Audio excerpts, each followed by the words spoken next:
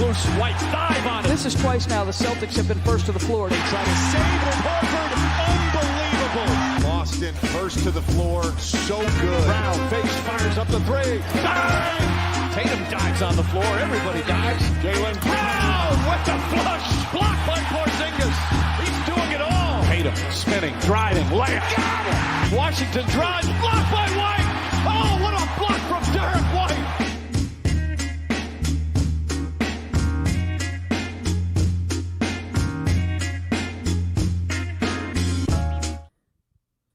What is up? Welcome back to another episode of First to the Floor. We're continuing our Rivals series in the offseason here, and we're joined by TrillBroDude of the You Know Ball podcast. Trill, how you doing? I'm doing well. Glad to be back. This time feeling a little bit more positive. I think the last two times you've had me on, I've been near the edge, about to jump off every time we have to talk about the Sixers, but I'm feeling a little better, even though the Celtics did just win the finals.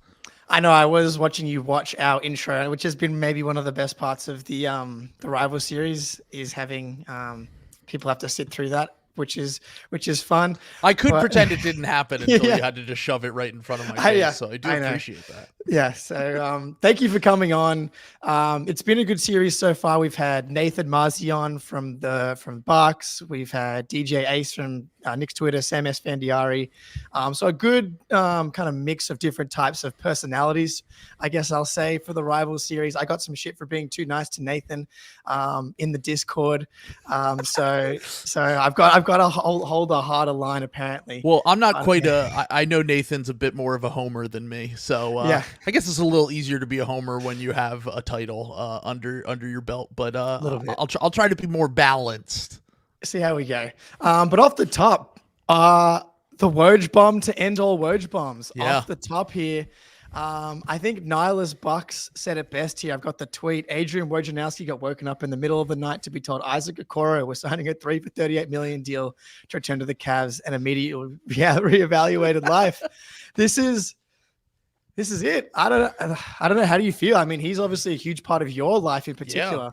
Yeah, I mean, I said earlier today, we couldn't do it without him. Like, he is part of, one of the main parts of why Ball is so successful. But he kind of invented slop. For if you're not familiar with slop, it's, the term that we use for trade rumors and free agency news. And Woj was the Sloppenheimer. He was the OG. he was the one who really made this a thing that people just cared about, him, and then obviously Shams later. But pour one out for Woj. I'm happy that he's able to live a normal life now. I mean, I don't know if you've ever read features on him or Shams, but those dudes are crazy workers. I think Shams, they said that his screen time during trade season is about 20 hours, and 20 hours, keep in mind, he's looking at his screen, which cannot be good for your eyes. And if that's the case, I'm sure Woj is working even harder because he beats him to scoops a lot. So for his mental health, I'm sure it's great. He had a great career. But yeah, it's going to be weird without him. It is going to be weird. I will see. I wonder, trade deadline's going to roll around, and is he going to be able to help himself from dipping his toes back in? We will see. Maybe it's just one night. I'm gonna play one more bump. Game. Exactly, one more. Drop. Yeah, let's do it. I don't know if do you have a favorite Woj moment. One that comes to mind for me is when his email to that politician. Oh yeah, Josh Hawley. To fuck off, leaked, and then ESPN just did nothing about it. I enjoyed that one in particular. I think everyone has been bringing up the second draft he ever worked on, which was 2018. We did a live stream where we rewatched the Ringer draft party from that night, and Woj was just kind of dancing around. They told him that year, they said, you can't tip the picks this year, because the year before he was tipping all the picks in the first draft he did for ESPN, so he kind of danced around it. They're titillated with Franz Wagner, or it was Mo Wagner. They have a laser on Anthony Simons. All of those were really, really funny. That was probably one of my favorite Woj moments. But yeah, he actually had some pretty iconic moments. I mean, I think the most impactful was probably the Paul George, because even in retrospect, like the Paul George trade to the Clippers happening in the middle of the night, what it signified for the NBA with the Clippers getting Kawhi and Paul George, the OKC rebuild starting, and this being this huge domino effect. Just in terms of like high impact, that's got to be the biggest Woj moment, and honestly might be the OG Woj bomb. Like that was like when people really started to use that term, and it took off. Yeah, man, nothing better than, because like the timing here, you wake up and it's shit, especially on a day like that, and you never know what you're gonna wake up to. It's often like, what? Paul George to the Clippers, Kristaps Porzingis. That actually worked out great, because that was like 2 p.m. for us. So like sometimes happening late. Like it's good timing for us. I do worry a little bit about the checks and balances now. Like Shams is now just alone, sponsored by FanDuel, able to do whatever. Well, for now. Yeah. I think ESPN's going to throw a bag at him. Okay, It's, to me, it probably comes down to ESPN, or I've been hearing that Amazon is really about to throw a bunch of bags at people because they're getting NBA coverage in the next year as well. So keep an eye out. I think that teams are going to be, or companies are going to be bidding for Shams' service now that Woj is out of the game. He's still, regardless of kind of, like you said, some of the, I guess, seedier tactics, I do think that is just kind of the direction that things are headed in, and Shams is the last one left. Like, he has all the leverage now. His contract expires with the Athletics soon, so he's going to be the biggest free agent since 2019. Yes, it's Woj, Paul George, and Kevin Durant. Kevin Durant, of course. Yeah, Kevin Durant, Woj, Paul George. Well, I mean, I guess that kind of fits. It's with the way ESPN bet's going, Shams can go from FanDuel to ESPN bet. Or, this could have benefited the Sixers between Jeff Bezos potentially buying the Celtics and then having Woj, Shams under the Amazon umbrella. Because the Celtics need more help, obviously. Well, the Celtics need an owner who's willing to spend, clearly, based on recent news that we've heard. So I know, unless Wick's able to steal his dad's credit card one more time for the 25-26 tax bill. But yeah, so a year ago, pretty much on the dot, you came on this podcast, and it was about a week or two after James Harden in China had called Daryl Morey a liar, and the cap space plan had moved into motion. Morey was like, I'm not trading Harden for nothing. So yeah, and we had kind of written off the Embiid era, and Morey got away with it again.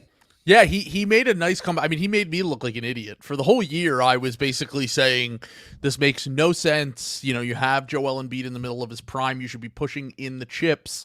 There's really no reason to kind of, wait here and try to figure things out later. You're never going to get Paul George. We don't get big free agents. Free agents don't even leave teams in the same way that they used to.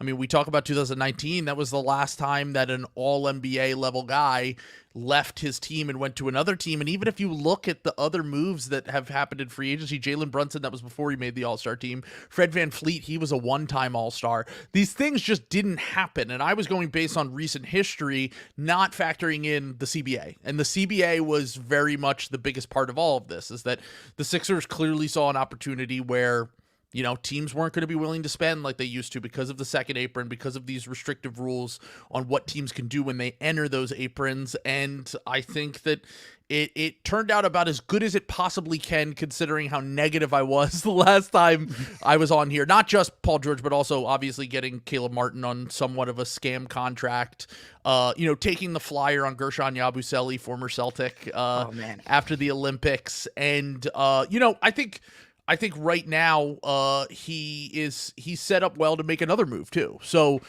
the cap space plan was so much better than I could have ever imagined in terms of team building.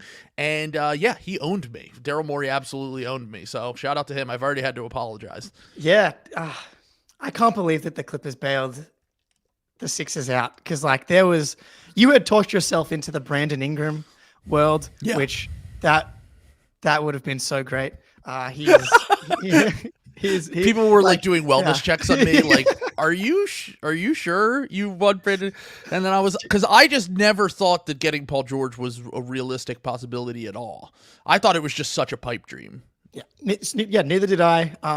And look, I was like, yeah, like Paul George is easily the best outcome here. I was like, we threw around like, would it have been better to go a depth route where you go like KCP, Gary Trent, essentially all the best free agents, but 4 or 5 of them. But I think like if the goal is to win a title here, then Paul George obviously gives you the highest ceiling.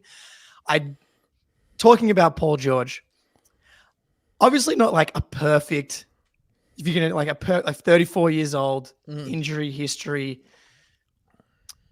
podcast P in the Philly market. Like he obviously, I mean, like, I think it's the Tobias Harris corollary. That's what I've seen Sixers fans. That's like their number one thing. It's like all he really has to do is be like good version of Tobias Harris. But like at the same time, are you not waking up at like 3 a.m. being like, oh my God, did we just not go from, because I went back and looked at all the rosters from like the last 5 years to look at like, is this the best team? And it's just really funny how Tobias Harris is like the third leading minute scorer on every team since like he's been here. But like there is a world, I think, that like he maybe is injured or like the cliff comes a little bit sooner than people expect. He was obviously good last year, but he does tick like the star version of Tobias Harris, right, in a few ways. Yeah. So like, do you see him kind of like that reality of like, oh, is he just the star version of Tobias Harris in that he's better, but like there's still a lot left to be desired? I mean, I don't think in the regular season that will be a problem, to be clear. I think in the playoffs you might run into some issues just because we've seen Paul George. I've kind of pointed this out that like really his only, outside of his early years before he injured his leg, when he had those, he kind of overperformed as a young player for the Pacers. The majority of his playoff runs have been disappointing, outside of the 1 year when there was like half of the fans in the stands in 2021, which was like a half COVID year. Which, obviously if you have a guy who struggles in the playoffs and the 1 year that he's really good in the playoffs is like not really a full fan year, then you don't know what to do with that really. But in the regular season, I mean, like you said, I mean, Paul George, if he can be what we wanted Tobias Harris always to be, a guy who just like capably can, shoot off the catch. One of the things about Tobias is like, while there were seasons that he had, like he shot 40% off the catch, the volume was never there in the same way that it is for Paul George. Paul George will put up 7-8 threes a game. He will make them at well over a 40% clip during the regular season. He's one of the best catch and shoot wings in NBA history. And then also in addition to that, still, not quite as much of like an ISO scorer like he used to be, but he can attack closeouts. He can make the extra pass. He's still a very capable finisher around the rim. He gets to the line a decent amount, not quite as much as he used to. Obviously he doesn't provide the ton of rim pressure that you would want from, your Jimmy Butlers or Jason Tatums or guys like that are star wings. But in terms of fitting with Joel Embiid and Tyrese Maxey, I do think that the fit is really good offensively, especially with Nurse, what he's been able to cook up. And, I don't really think they're going to ask much of Paul George. I really do think that, like, anytime Maxey and Embiid were on the court, even if it was with spare parts last year, they had like a 120-plus offensive rating. That duo is going to be able to carry so much of the offensive load. You're just asking him to basically be, like you said, maybe a better version of Tobias Harris, where he can kind of be a play finisher, occasionally run some actions. He was an efficient pick-and-roll scorer last year during the regular season. His defense, at least metrically, I know by the eye test, I don't think he's quite the same defender as he used to be. Just you can tell that he's kind of lost a little bit of a step. But in terms of metrics, like he is still really good in passing lanes. He is a guy that is going to cause havoc on that end, and he's got decent size and athleticism still. So for a team that really, like, since we've let Jimmy Butler go for no apparent reason, has just lacked any sort of like sufficient two-way wing play outside of maybe Nick Batum last year, who was also a little bit older. And I love Nick Batum and what he was able to do for the team, but also had similar issues where like the scoring just disappears in the playoffs like he has had the last few years. The thing with Paul George is like, I don't think they're going to ask him on much. I think he's going to be really, really good in the regular season. And then for him and Embiid, it's all just about staying healthy and proving it in the playoffs. It is going to be an interesting one. I think like there's a world where it just really pops because Tobias Harris, I think you can probably put him in the top 10 Celtics of the past like 6 years. Like that's how bad he was for the Sixers. Like he was awesome for the Celtics. Like in that series, like his last game for the Sixers, didn't he have 0 points? He had 0 points in game 6 against the Knicks. Yeah. That's the story. Is that I think that up until this past year, Tobias was always bad contract, fine player. I felt like this was the first year that I was like, oh no, Tobias is actually like kind of bad now. Like he lost a step athletically and already was not athletic. He's not a high field player. He's a slow decision maker. He's someone that just really needs to be in a specific environment and context to thrive as it is. And when you take a step back, you're really not getting anything out of him. And like you said, he scored 0 points in that last playoff game. I think he, in the years against the series against the Celtics in the playoffs in 2023, I think he had maybe 2 good games out of the 7. Like it was a struggle for him anytime we got deeper into the playoffs, especially because, you know, they were constantly changing his role. Like, you know, they had the Ben Simmons team and they had the James Harden team, and then they removed both of them. And now he's just not capable of doing what they really needed him to do. And, you know, best of luck to him in Detroit. I don't really know what the hell that team is doing. I couldn't imagine. From a locker room and vibes perspective, Tobias will be great for them. From a on the court, he is one of the last players I would want to put with my developing young players, just because like he requires the ball to be good or to be effective.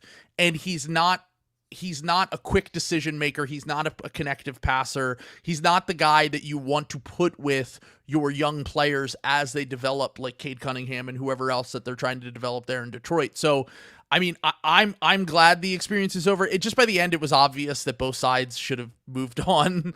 And, you know, I think overall on the whole, like you said, like the bar is so low for Paul George. Literally, like, I know you've struggled in the playoffs, but like, can you do literally just be better than Tobias Harris for us? Yeah, Tobias would come out and be okay in the first quarters sometimes. I think even in game 7 against the Celtics in that series in 2023, he was pretty good in that first quarter. But that's kind of been the story a little bit with the Sixers, I think, is like a couple of these guys just mentally have struggled, whether it's Simmons and Tobias. It felt like it became mental in Philly. Yeah. And this like is a good question. And Bill Simmons has brought this up a bunch, like the Philly crowd versus Paul George here. And his mental makeup, I think, is interesting as well. I've got a little clip here from the podcast. I hear the noise, and it's just, you know, it's gotten to a point where, like, at some point, all right, now you woke the bully. I have to bully. You woke the bully. Let's go. It's time to bully. Broad Street bully, baby. Oh man, he's just not a bully type of player, like especially the way that he plays now either. But yeah, do you like? Because the Celtics crowd definitely felt the impact of the previous 2 playoff runs in that like they got so close multiple times when things would get tight or like a lead would start to slip, like the crowd would get tense. And a bunch of the beat reporters would talk about it, be like, in the regular season, like there'd be some awesome moments, but like there was a bunch, especially in the playoffs, where like the crowd just like was just like praying that they were just like, this team should win the title. Please just win the title. And is there that in there, the Philly psyche as well? It's really funny because I remember after you guys lost game 2 to Miami when they shot like 70% from 3 in that one game. Correct. I remember there was a tweet that blew up that was a guy that like threw his hat and left the stadium and was like, this team sucks. Why do I always get the season tickets? And then they win the title like a month later. But no, I definitely think that that is going to be a fact. I mean, I'd be lying if I said that it wasn't a factor, but I also do think that like The Sixers' approval rating is about as low as it can possibly be for a team that's been as good as they have been for this many years. At least, in the regular season, they're really good. Obviously, they really haven't beat anyone in the playoffs. They always fall one game short of making the conference finals when they've had the chance. They lost in the first round this past year. And right now, they're at odds with the city because they're actually trying to move the stadium, and it was just basically approved earlier today by the mayor that they're going to set up town in Center City in Chinatown. And people don't want that here. They view it as obviously like they're trying to gentrify and displace a bunch of people in that area. And I do think that like that is absolutely a factor. I'm not saying that it isn't, but I also think that it's like there's nowhere to go but up with the Sixers and their relationship with the city. Like I think that a lot of the fans have checked out. I'm just telling you based on like when I talk to people, they're more excited now because of the Paul George thing and like the fact that they nailed the offseason. But like once again, the bar is so low now. Like if they make a conference finals, people will be absolutely thrilled. And I do think that from a sicko perspective, like a really like dedicated fan, I would be disappointed with just a conference finals appearance. The feel-good conference finals should have happened 4 years ago. Like you need to be legitimately contending for the title now if you want to make it up to the fans and kind of like for all the shit that they've went through the past few years. But in general, I think, like I said, like a lot of like the rabidness and a lot of like the insanity that you see from us Northeast sports fans, like the Sixers have kind of had a lot of that beaten out of them over the last few years. So like if Paul George, like I said, is just decent, I think he'll be pretty good for us. And like if he's just pretty good, I think that the team goes as far as Maxey and Embiid can carry them. I think all it will take is like 12-4 start, and everyone will be in because it'll be new, it'll be fresh. Have amnesia. Yeah, exactly. Yeah, and that's just how sports works, though. Yeah, it's just like this team's different. Caleb Martin, Yabu will be doing sick dances. Well, hopefully not. Oh man, the Yabu thing. We'll talk about. Okay, but we've got to talk about Joel Embiid, obviously. So 1 second, we'll pay a bill and we're back in a second. So about a year ago, a big cold box was delivered to my front door. It turns out my wife had decided to order Factor. It was one of the best decisions she's made. The first meal I had was like this chili mac and cheese, and I've been hooked ever since. It's absolutely delicious. Factor's fresh, never frozen meals are dietitian approved and ready to eat in just 2 minutes. So no matter how busy you are, you'll always have time to enjoy nutritious, great tasting meals. Make today the day you kickstart a new healthy routine. What are you waiting for? Treat yourself to restaurant-quality meals that feature premium ingredients like filet mignon, shrimp, and blackened salmon. Keep kitchen time to a minimum. Factor meals are ready in 2 minutes. No shopping, prepping, cooking, or cleaning up. Enjoy effortless support for your lifestyle. Choose from 6 menu preferences to help you manage calories, maximize protein intake, avoid meat, which is not my selection, but some people do enjoy that, or simply eat well balanced. Head to factormeals.com/floor50 and use code FLOOR50 to get 50% off your first box plus 20% off your next month. That's code FLOOR50, floor50 at factormeals.com/floor50 to get 50% off your first box plus 20% off your next month while your subscription is active. Thank you to Spoonie for the beautiful ad read. That looked good. Yeah, give me some Factor. I really do. I want that. I know. I wish I could get it in this country. It's like it legit looks fantastic. So get on that. Very cool. We've got our own code, so please use that because I'll know if our ads are failing as opposed to as opposed to before. So we can talk about Paul George, the depth, etc. But like, it all comes back to Joel Embiid, right? If it's not about making a conference finals, if it's about winning a title, that's not going to happen unless Joel Embiid is healthy and good. And good. And I think he probably had one of his best playoff series. Like I went back and looked at like the 19 playoff run. He averaged 20 points a game. He had a 50-point game, obviously, in the Knicks series. Sure. But again, like he still obviously had the turnover issues. But if he's healthy, he wasn't healthy coming into that series. Like it looked like he almost died in game 1. So like no more alley oops off the backboard, Joel. Jesus Christ. It was I was watching your guys' stream for that, and like the jubilation, and even like someone I think I was actually going for the Sixers in that series. But like the jubilation from that moment to him writhing on the ground is kind of the microcosm of his career, really, and especially when it comes to the playoffs. But so what do you think the load management plan should be? Mm-hmm. I think that Joel's such a weird player for many reasons, but like the main thing is that I think that the thing that constantly gets maybe over discussed in terms of like Bill Simmons will talk about this a lot of media people talk about this is, well, he never stays in shape. And it's like, well, he can't stay in shape because he has all these lower body injuries. Like almost all of his injuries are ankle, knee, like shin, whatever.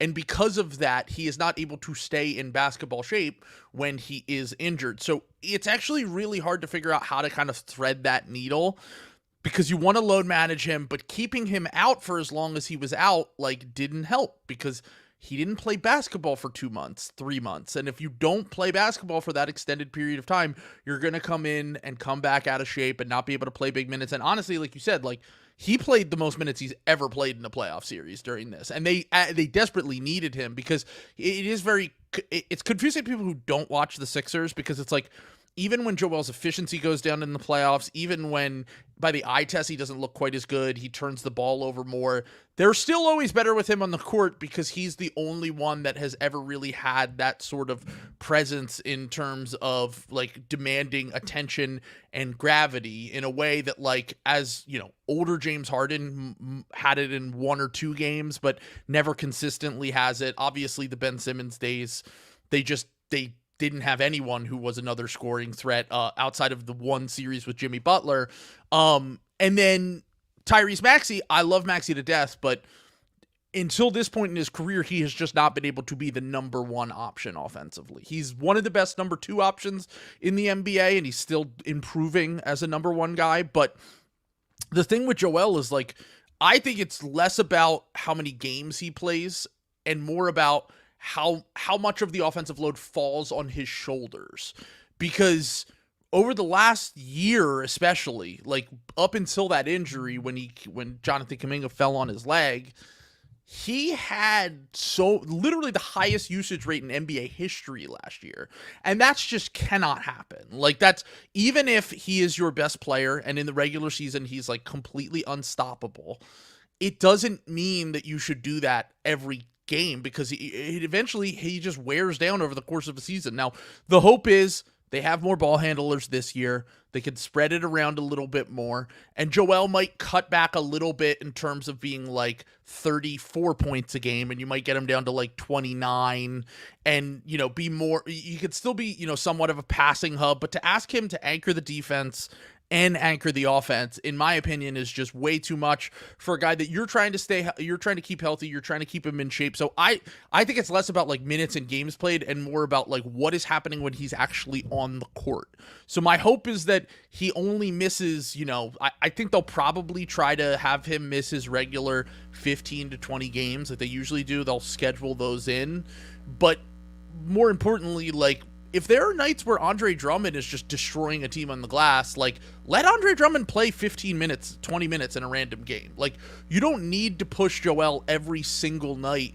And if there are small ball lineups that work, if Adem Bona proves to be playable as a rookie at all, like, the hope is that you can get to the point where kind of where they were when they were beating up on the Rat teams last December, where they're destroying the Hornets and the Pistons and these teams, and then Joel literally just doesn't even have to play in the fourth quarter. Like, that's kind of the best case scenario, where like you cut back on the workload and then you're actually load managing him while he's still playing the games. So that would be my hope for this upcoming season. Yeah, I mean, that was similar to what the Celtics were able to do last year. You know, they were able to, and I mean, like the Sixers were almost doing that early in the season, because they're like this. I mean, their schedule was like so easy earlier in the season. They were like finishing all these games. He was on pace to have more fourth quarters missed than Steph did during the Warriors' best season. So like, yes, it was an easy schedule and they were just wiping bad teams, but like that's what good teams do, and that's really what you would hope that they can do. Yeah, like they have to figure it out. And because I was going back and looking at, like, because the Tatum MVP conversation came up across Twitter, and so when I was looking at like the usage of the last few years. And like Embiid's numbers are just so insane. Like it was like 38% last year, Yeah. a little bit below that the year before. And that's just so much to ask of anyone, and especially of a guy that has the injury history. So Paul George should be able to take a chunk of that load. Maxey, just keeps getting better and better as he's able to scale up. They have to be able to do that. The question for me is like, is he going to get caught up chasing some weird record again? Or like with the 65 game limit for all NBA and MVP, like last season, I mean, to me, from my perspective, it looked like he was chasing that like 30 points and 10 rebound record. He was like staying in like weird games, even when he had gotten hurt, to chase stuff like that. And that's like the thing from that Celtics fans are going to point to and be like, I can't take this guy in particular seriously, because that's like loser shit. And it's like, you got to be on like the Al Horford plan where you're not playing back to backs. And like you talk about the conditioning. I hadn't really thought about that as much. Like when you are currently consistently having lower body injuries, that makes it hard to stay in shape. But man, I do think he needs to find a way to try and drop some weight, because like he's just had so many injuries now. Like he needs to be on the Tim Duncan plan. Exactly. Where like as Duncan aged, he lost more weight. And the thing about Joel is like early pre-MVP candidate Joel kind of needed to be strong, because he didn't have much of a bag. He wasn't a great mid-range shooter like he is now. Like he was pretty much like a post up in the paint big. Like he really did until 2021, the 2021 season. Like he wasn't the guy that he is now. And because he's added so much to his game, like I think he's an improved passer. He's an elite mid-range shooter now. And he's able to function a lot more on the perimeter as opposed to earlier in his career. I think he can do that. And I think that is going to be a point of emphasis. I think it was the Pacers game last year where he had that and he was chasing it. And that was just like, I totally agreed. Like, I was like, I don't understand why he's chasing this somewhat meaningless record that, and I understand that like, because he hasn't had the playoff success, he wants to get as much accolades as he possibly can during the regular season and, have the best career that he possibly can. But I do think that last year was a bit of a wake-up call for him. Like everything that he's been saying since, everything the organization has been saying since, it does seem like he's more focused on like, okay, we just have to get through the regular season. We're going to be one of the 6 best teams in the East. We shouldn't care about the standings. Like that's the main thing to me, is like, I think that they're done chasing the 1 seed. I think they want to be one of the 3 best teams in the East, but if they're the 4 or the 5 seed, like sometimes you just got to live with it. Like we haven't seen a team that's a lower seed win the finals recently. It's almost always a top 3 seed, but we've seen Miami get there in the finals. We've seen the Mavericks get there as a 4 seed. Like it is possible to get there. And from there, it really just comes down to like, obviously you want to be the best team, but like the health and availability is more important than it ever has been in the NBA. Like we saw more injuries this past season in the playoffs than we've seen maybe ever. And I think that Joel and the team need to be kind of in lockstep on that. Like they need to care less about regular season success and awards and accolades and all that stuff, and just be more focused on, like you've proven everything you could prove in the regular season, dude. You've won an MVP. You were the runner-up 2 different times, 3 different times, and you've been first team all NBA now. Like it's all just about playoff stuff. Like there's really nothing left to prove in the regular season for any of these guys on this team except for Tyrese Maxey. Yeah, I think that has to be the approach. And like that's the thing. Like as long as you're not the 8 seed in the East, like or assuming the Celtics get the 1 seed, and I think like you just look at like win totals and like the durability of like the Celtics top 4, like they're, I think, more likely than not going to end up being the 1 seed. As long as you can avoid them in like round 1, like and you can get there healthy, like that's kind of, I feel like obviously you don't want to you want to avoid them as long as possible. I do think the Knicks. I think the Knicks are such tryhards. Sure. And the Celtics won the finals, so like.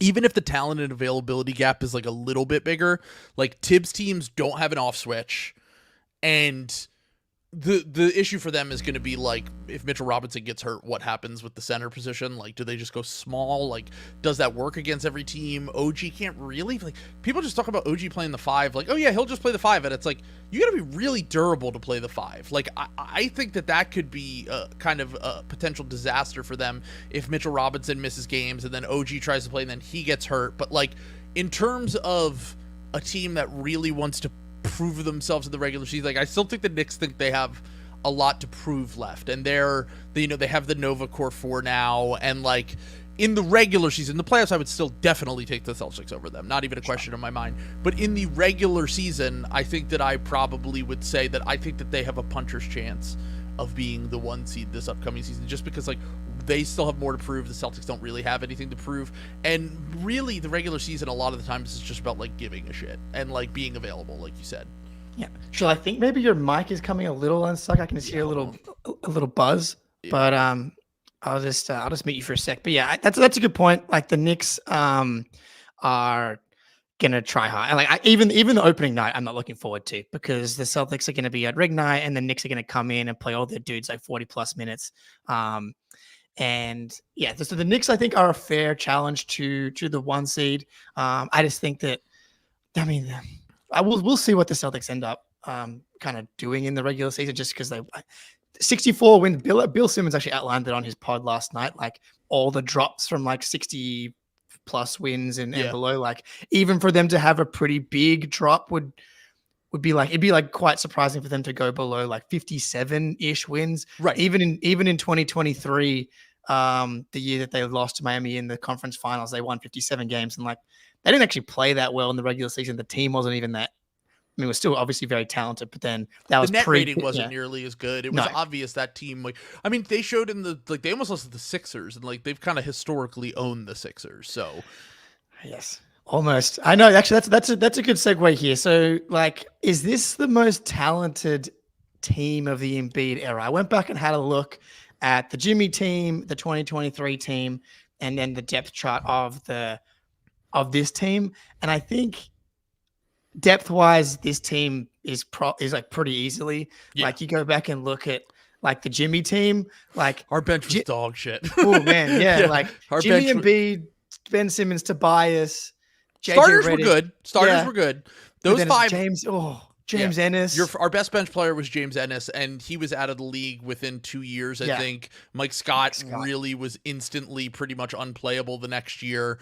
And then our backup bigs were Boban and Greg Monroe. So, in hindsight, you should have been letting TJ McConnell cook. Like, but this. Okay, so that's actually a perfect way to put this. I think there's an argument that the 2018-2019 team was more talented. But also two factors here. I think the fit on this team is just way better. I think this team makes more sense than that team, because remember, that team was made on the fly. Like, Jimmy wasn't on the team to start the season. They had a slow start. They trade for Jimmy. They get him integrated, and they still clearly have some issues. There's a lot of revisionist history just because there was so much talent on that team had like championship potential. And no one thought that going into the playoffs. Like, it was actually like, I would say the vibes were about as bad as they possibly could. Jimmy and Brett didn't get along. They had this big question mark at backup center. Joel was hurt going into the playoffs. They lost the first game to the Brooklyn Nets with D'Angelo Russell, Spencer Dinwiddie, Karis LeVert, Jared Allen, that team. And it was about as bad as it could possibly get from a vibes perspective. Like, we were melting down over that team. And then they kind of flipped the switch. They were a weird matchup for that Raptors team, and now everyone since is like, oh, that was obviously a title. And I'm like, I'm telling you, I was there. I remember it. It was kind of out of nowhere that they pushed the Raptors to 7 in that series. So just from a pure talent standpoint, that team was awesome. It also really lacked shooting. Like, JJ was just a shooter, but like, Jimmy didn't shoot threes that season at all. He literally had a month stretch where he didn't shoot a single 3. Tobias was probably our best volume 3-point shooter on the team other than JJ Redick. Ben Simmons obviously didn't shoot threes. This was before Joel even really shot threes all that much. So like, it was one of the things, like, looking back at that team, like, from a pure talent standpoint, they were great. they didn't really fit all that well together. It was kind of a mashing together. And one of the reasons why TJ McConnell couldn't play was because they didn't have shooting. And like, he thrives with space and also is not going to space when he doesn't have the ball.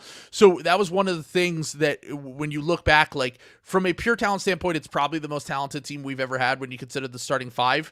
But from a make sense standpoint, I think this team just makes way more sense. Like, you have Joel as the main piece of the offense. You have Maxey as a secondary guy, tertiary guy in Paul George, and then you just have athletic wings, guys that can, veteran ball handlers off the bench, veteran big and Andre Drummond that can soak up some regular season minutes.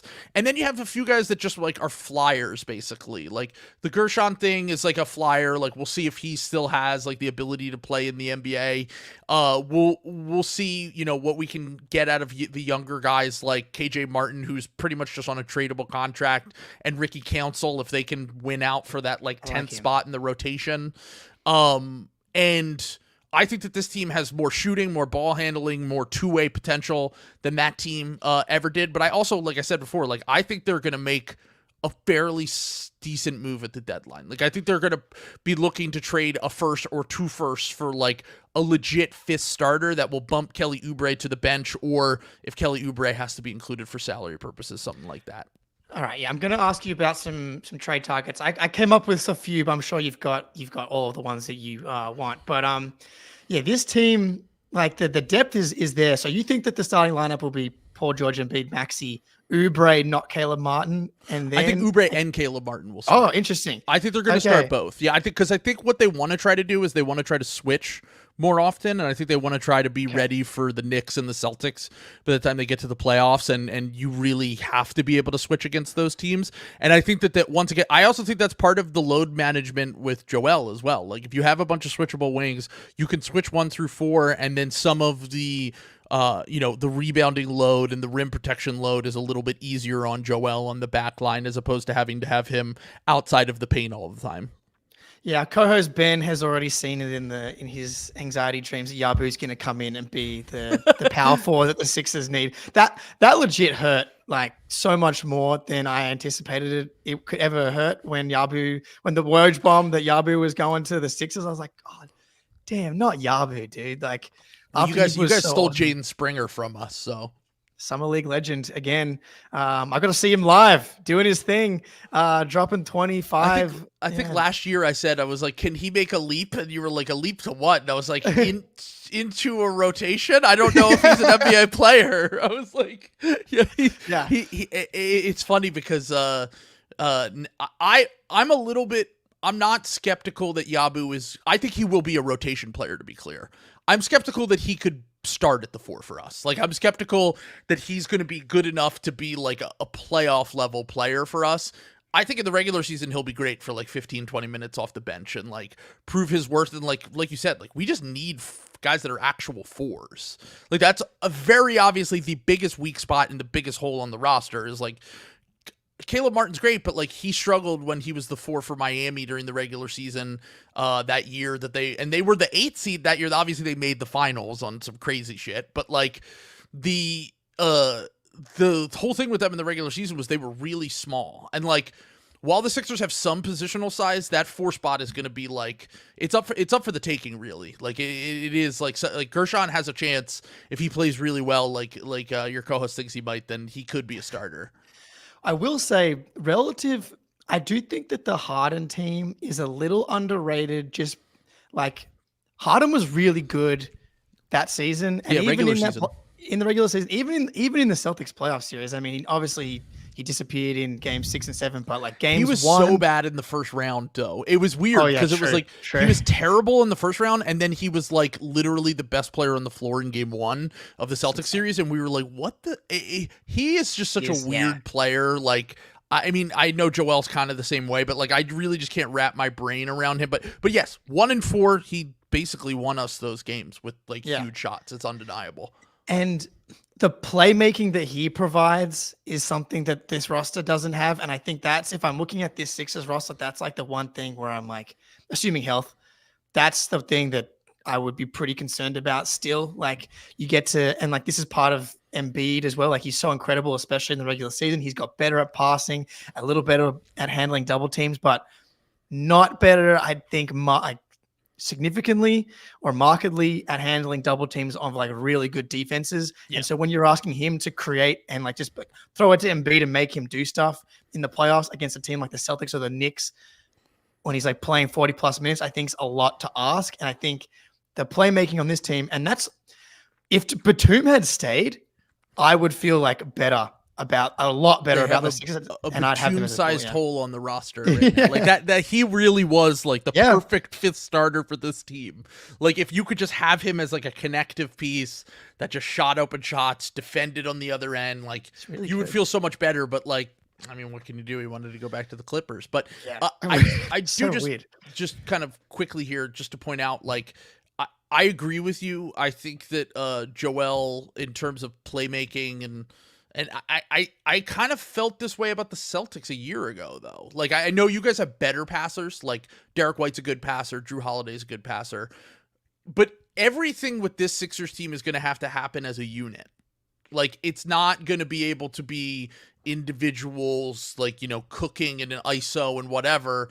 And they don't have the spacing that the Celtics have, obviously. Like, you guys have, like, 5 40-point catch-and-shoot three-point guys at all times. The Sixers still have that question mark with Kelly Oubre and Caleb Martin as the fourth and fifth starters. Like, what happens when those guys go cold? Like, because they're going to have stretches where they can't hit a shot to save their lives. And they're going to have to figure it out over the course of this regular season. Like, I think that it's going to be... Nurse had them playing a lot more as a collective unit. And weirdly enough, this was the last year. This was the first time that the offense wasn't the problem for the Sixers in the playoffs. Like, anytime Joel was on the court, they had like a 126 offensive rating. Like, it actually was the defense this time. And a large part of that was because Joel Embiid could not jump. Like, if you watch the playoffs, like, they were just killing him. Brunson in the mid-range, and then the little pocket pass to pop shot for Hartenstein was just killing them over and over again, and then obviously they couldn't get a rebound. But like, the offensive game in terms of what they need to get out of the team, I think that this team, especially with one more roster upgrade, and I think you said you're going to name some guys here, they could be a pretty good offensive team in the regular season. It's still the defensive rebounding that I'm most worried about. Yeah, I think in the offseason, we've had to kind of like differentiate. There's two things here. Like, the Sixers, the Knicks got better, and like in a vacuum, these teams are really good. And then it's like Celtics, like exceptionalism brain now that we've won a title. It's like, well, they're great, but they can't do X, Y, and Z potentially against the Celtics. So those are like two separate conversations. Like, not many teams are going to be able to do things to the Sixers or the Knicks because the Celtics have like personnel in a way that that's what I feel fine about Yeah. them against any team but the Celtics, really. Like, even any of the West teams, like, I kind of feel like they could hang with them. Like, I don't know if they would beat like Denver or if they would beat the Thunder or whoever comes out of the West, but I think that they could hang with them. It's really just that Celtics thorn in the side, and like, it doesn't help that you guys won the title and had like a historically good net rating as well last year, and we're very obviously from the beginning of the season the best team in the NBA for the whole year. Yes, in hindsight, like, it was very obvious from the beginning, even if it didn't feel like that after game 2 against Miami. And we stressed all the way down to like 4 minutes to go in game 5 up 20. But that's what we do. And so power forward, big wing targets. I went through and tried to find some. It's tough. It is harder, especially with the fucking apron now. Like, so many teams are limited, and even the Sixers can't take more than 100% back, right? So the cheaper targets, and like just jump in with whoever you've got, because I'm sure you've got them all here. Sure. But like, Santi Aldama would be like the dream. Yeah, okay, there you go. That would be the dream. But I'm like trying to talk myself into it for the Grizzlies. I guess because they have Gigi Jackson. If Gigi Jackson comes in and plays really well for the first half of the season up to the deadline, and the Sixers can give you some different depth plus the draft assets, then maybe. But like, at the same time, if you're the Grizzlies and Santi Aldama's playing well, why'd you make the trade? But and more importantly, Gigi got hurt.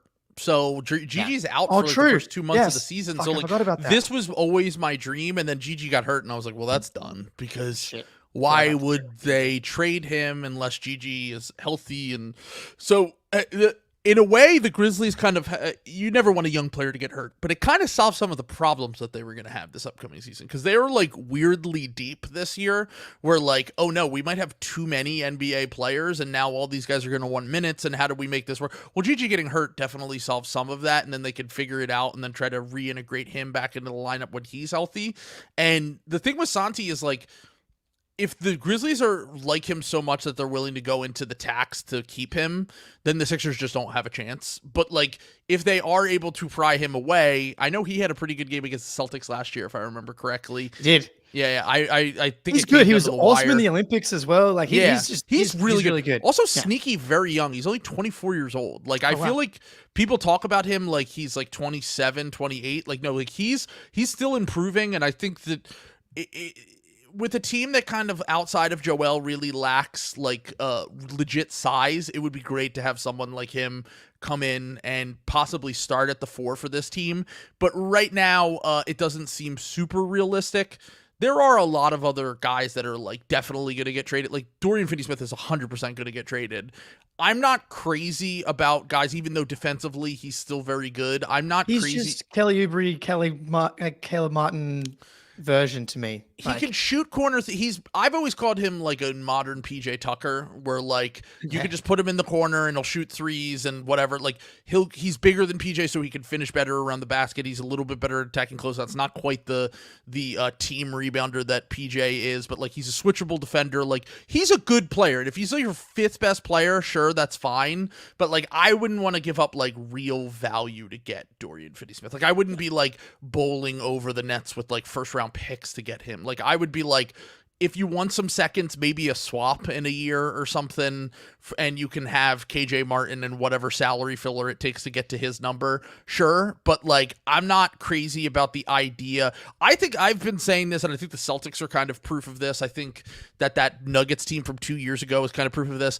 I kind of want everyone to be able to do something with the ball in the playoffs. Like, I don't really want a guy who just, there's a record scratch every time it gets swung to him, because the Sixers, even though they've had some real talent, like you pointed out, like they've always had the PJ Tucker, they've always had the Tobias Harris, they've always had the guy that like the possession generally kind of ends with them, and I would like to have more guys that are a little bit more capable. And like at the 4 position, it is harder and harder to find guys who could shoot, rebound, and defend and also handle the ball. Like that's why the Celtics are so good, is because Tatum's their best player, and they also have multiple other guys that can do like wing style things, like Jalen, and even the guards can protect the rim. Like it doesn't make any sense. like the versatility to have all of those guys is really like what makes the Celtics so hard to beat as a 2-way team. But the thing that I've been saying is like, even if the 4 market doesn't really shape up, because like in my dreams, I would be like literally trade 4 first-round picks for Jalen Johnson. I don't give a shit. Oh my like God, yeah. he would be the perfect 4th guy for this team. Like, I mean, like I'm also have a little bit of Sam brain. Sam is my co-host, who's a Celtics fan, that anytime someone plays well against the Celtics, he used to be a Celtics fan. Well, yeah, now he's come over to the dark side. He's been psyoped. He once a great member of Weird Celtics Twitter. He fucking was like, yeah, Tatum's like if Melo was like a more efficient, like less efficient scorer. I'm like, Melo's never had as efficient scoring season as Tatum has last. Anyway, that's a whole other thing. Yeah. Well, he's really just mad that Marcus Smart and Robert Williams didn't win the title, and he will forever. So am I. He's happy that the Celtics won, but he is mad at the fact that those two weren't able to be here to celebrate it, because they were his 2 favorite players like ever. So, but long story short here, I have a little bit of Sam Brain. Anytime someone plays, like he loves Corey Kispert, because Corey Kispert had like a ball out game against you guys last year. He's awesome. And so in my mind, Jalen Johnson is like literally like prime Magic Johnson, basically.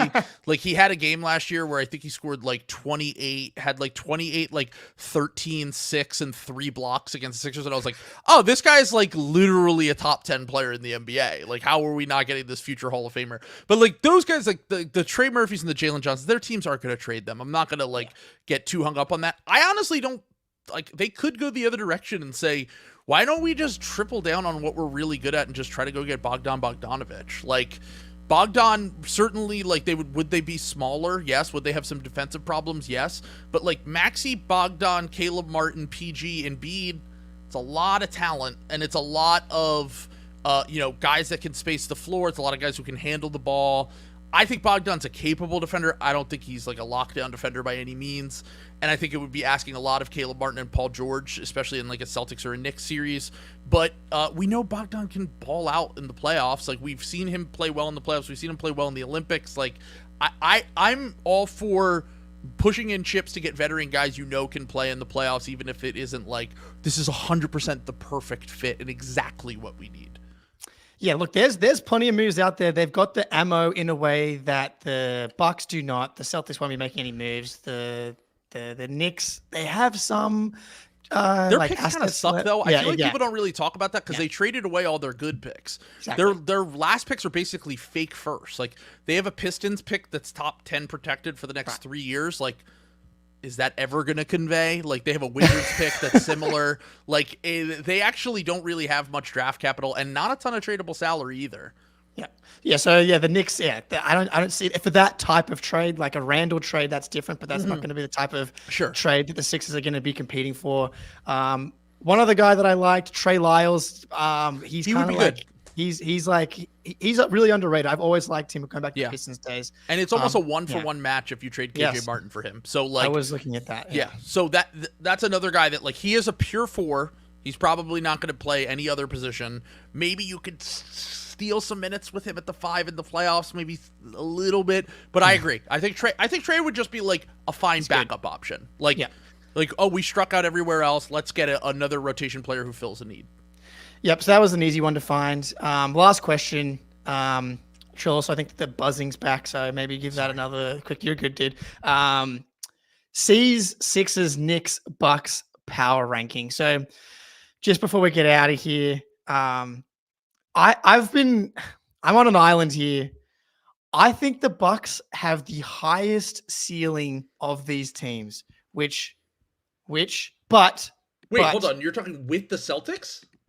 I think that the best challenge to the Celtics. The problem is, I think their percentage chance of reaching their ceiling is the lowest. They need Dame to have like a massive bounce back season. I'm Nathan Marzion brain. He was 7th in MVP only 4 years ago.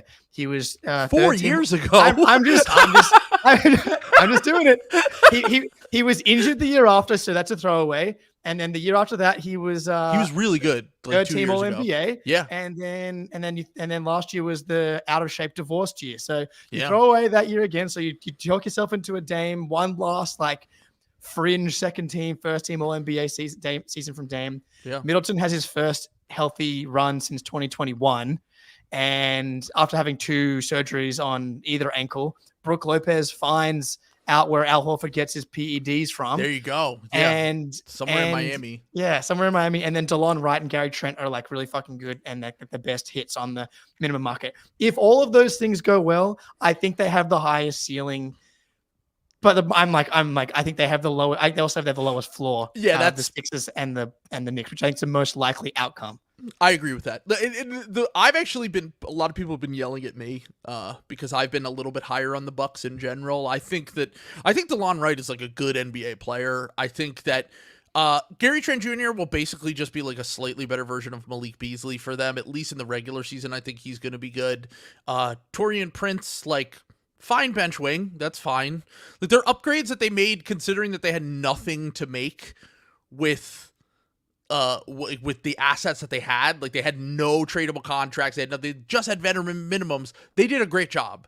Having said that, I understand where all the skeptics are coming from. Like, Middleton has literally not been healthy at all the last 3 seasons, really. If you extend it back to that year he got hurt and couldn't play in the Celtics series, like, you have that. You have to factor in the fact that like Brook Lopez is now 36, and look, Dame might have the glow up he is dating Glorilla, or at least he was. I don't know if he still is. He might be that post-divorce. That could be real. I don't doubt that. David Goggins hype videos. You never know. Glow up. Yeah. You never know. I was gonna say the one thing I will say about the Bucks is, like, Doc gets a lot of shit because of the playoff stuff, and he hasn't been back to the conference finals since he was with the Celtics and blah blah blah blah blah. In the regular season, Doc is like a fine coach. Like, if you give him enough talent, he's has a really high winning percentage. Like, his teams generally overperform when guys are out of the lineup. Like, I think that they're going to be a decent regular season team. I'm a little bit concerned because I just talked about, like, I think health and availability is more important than ever. They have so many ticking time bombs on that team because, like, Brook is a few years removed from back surgery, even though he's been healthy. He's very old. Dame is consistently injured. Giannis has played less playoff games the last 2 years than Embiid. Like, I feel like that kind of goes under discussed. Like, the fact that they've had so many injuries, including to their best player in Giannis. And it feels like I don't like to bet on the aging team, but there is a chance. There's a chance that they're the Warriors from a few years ago, where the Warriors had like a disaster year in 21 and then bounced back. The Minnesota Timberwolves last year, where like the Timberwolves were terrible the first Gobert year, and then they have a bounce back. Like, they certainly have the talent and the ability. I'm just like, I care too much. In the regular season, I think they'll be really good. I care too much about the health and availability standpoint to like take them legit as like they can win the title next year. But I do think that they definitely have, like, if there is a world where that exists, like, their ceiling's still pretty decently high. Yeah. So I think that they have the lowest floor ceiling and like ceiling combo, and then the Sixers probably have the best floor ceiling combination though. I think there's a high ceiling there. There's a floor there. And then the Knicks, though, unless they fix their center rotation, I can't take them seriously as like a legit contender. Like, I'm sorry. You got these all the wings. Mitchell Robinson, I'm not even high on to begin with. Yeah. He might be the worst health bet out of like everyone we've talked about. Yeah. And then you're playing Jericho Sims and Precious Achiuwa. Like, I don't buy it. I don't buy the Randall at the 5 stuff that you talked about. At least Mikal Bridges is like an Iron Man. Like, that's the one thing is that they're adding in. I do think that Hartenstein, especially in the regular season, was huge for them though. He's so good. He was he was better than Robinson in the Sixers series as well. Well, there were certain games where Mitchell Robinson just dominated us on the glass, and like that was a huge and also actually defended Joel pretty well overall. I would say like Hartenstein, Joel kind of figured out Hartenstein throughout the course of that series. I would say, but long story short, I mean, he's just the better player than Mitchell Robinson. Yeah. Like, and if you're taking that over a long sample size, like even with all of the shooters that they have, like that starting lineup's going to kind of have weird spacing as well. Like Bridges and OG, that's great for the wing guys. Sure. Brunson and Randall, still kind of an odd fit. Mitchell Robinson at the 5 with that front court with Randall at the 4. Like, I could see it being a little bit like getting off to like a weird start and having to figure some things out. And then, if the injuries catch up to them, like I don't know if they can survive multiple injuries in a way that they did last year. Like I do wonder, they do have like 7 starter caliber players, but like you said, like they're really thin at the 5 position.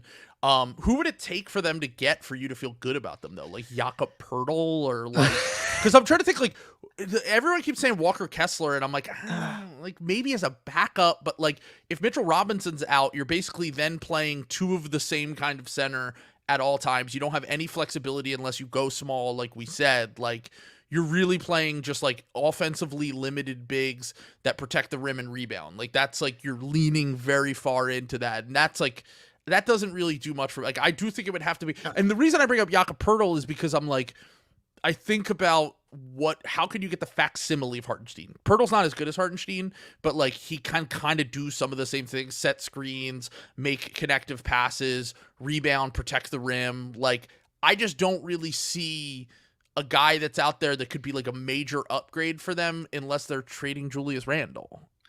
Yeah, great. I was just gonna say, unless it's a Randle big swing like a Jared Allen for Randle type thing, like which kind of makes sense, but don't see that happening probably. And this goes back to what I was saying before about like there's like the Knicks can be good, but like can they be good enough to fix their center rotation to be a problem for healthy Celtics? I don't think so, because like the Celtics, like Tatum in particular, likes playing against Mitchell Robinson. There are certain big men that he's like very comfortable against, and Mitchell Robinson is one of those guys. So the Knicks are going to have a high floor though, that is But I don't know. So do you have the Sixers in your head as like at the number 2 spot?